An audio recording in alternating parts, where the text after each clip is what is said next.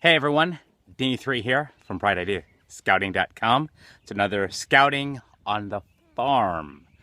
It was raining during lunch today and backed up with meetings, so I didn't get a chance to make it to the park, so I thought I'd record here out at our farm. So, a couple of you have been asking as I've been going through these series of stuff in the past, and I've briefly mentioned using a start, stop, and continue at the end of each of our event as a tool to make our events better. And some of you have asked, could we go deeper and with a couple of specific examples of how you would actually use one of these things. So to reiterate, we have an event, and at the end of the event, we ask three simple questions. First, what are things that we should stop doing that we did that didn't work? Okay? Question number one. Question number two, what are things that we should start doing that we didn't, that for whatever reason, for lack of planning, lack of insight, new information, we now want to start when we do it again? The third question is, what are things that we need to continue? Things that we did right that we want to do again because we found success. So start, stop, and continue. This is our number one tool for making our event better. So, specific example here. So, about a month ago, just a little under that, we were asked on very short notice to have a booth at a United Way Kids Carnival. We were asked on a Friday night if we could be ready come Wednesday afternoon. Now, we were scheduled for a planning meeting for our summer on Wednesday evening. So we bumped that back, to Monday night so that we could have a little bit of time to think about what we were going to do, how we were going to do it, and what to do.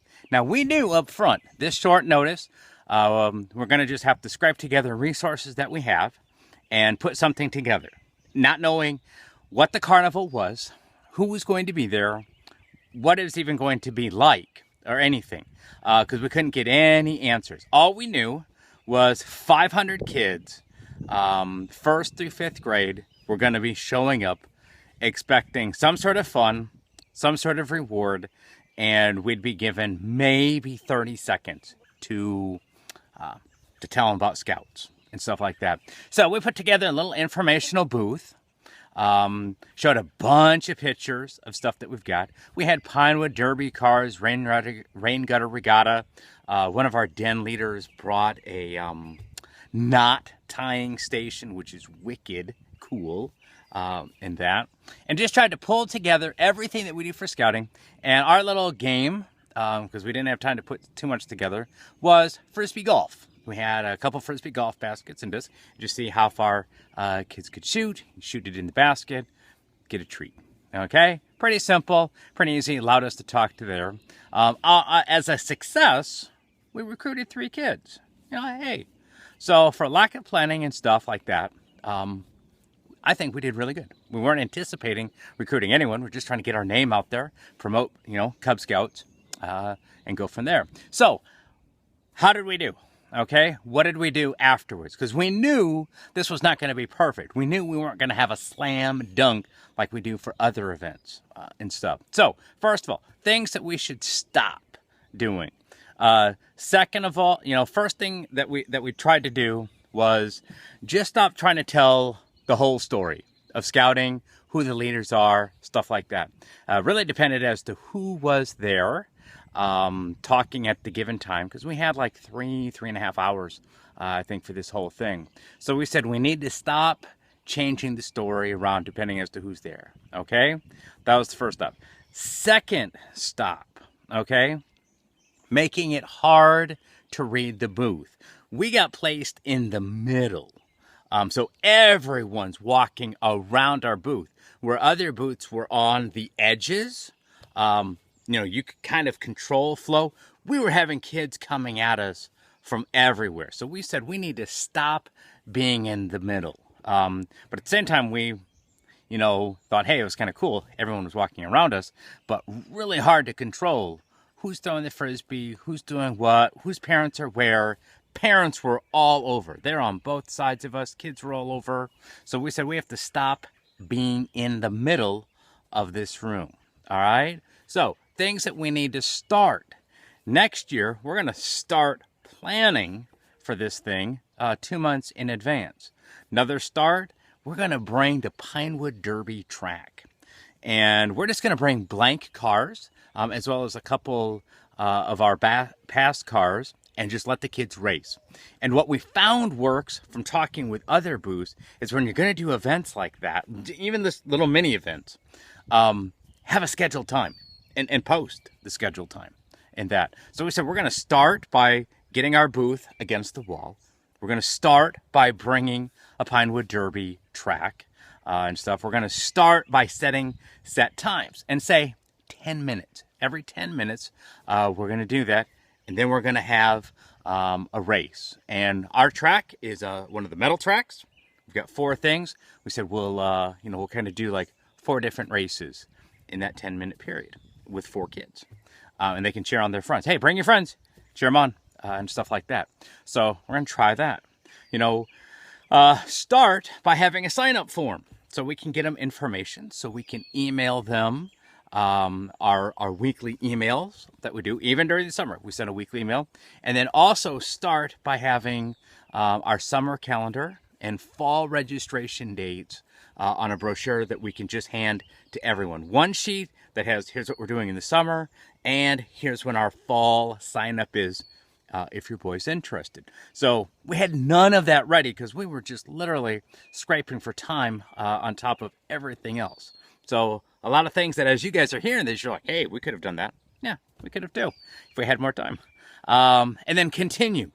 Things that we liked. We had all of our leaders in uniform.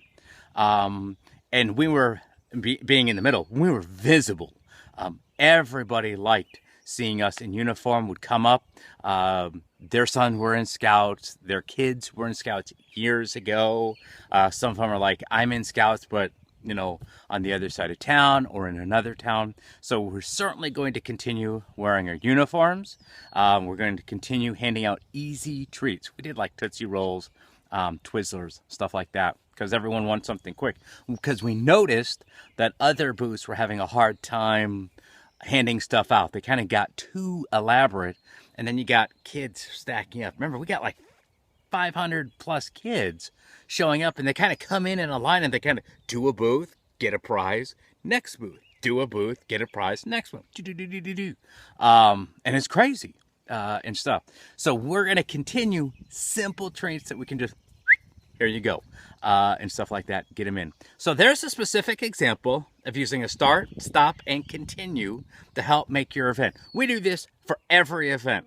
And in one of our recent Scouting in the Parks, we did the committee chair, the agenda that we use. And you will clearly see when you get to about the middle section of that agenda, we have start, stop, and continue for last month's events, planning and final things for this month, and then thoughts for the next month. But it's right there on our monthly committee meeting agenda, start, stop, and continue. And if there's ever a time that we're ever crunched for time, like we've got to get through stuff, I will postpone planning things 2-3 months out in other reports like the Treasurer's Report, Cubmaster Report, Den Leader's Report, so that we can focus on that start, stop, and continue. Now, what do we do with those start, stops, and continues to put them into action? That's tomorrow. We'll talk about a tool that we use that helps us never forget our start, stops, and continues so that we can bring that feedback with us to tomorrow. So until tomorrow, learn everything you can, share everything you know, live the Scout Oath and Scout Law, and start using start, stop, and continue. Later.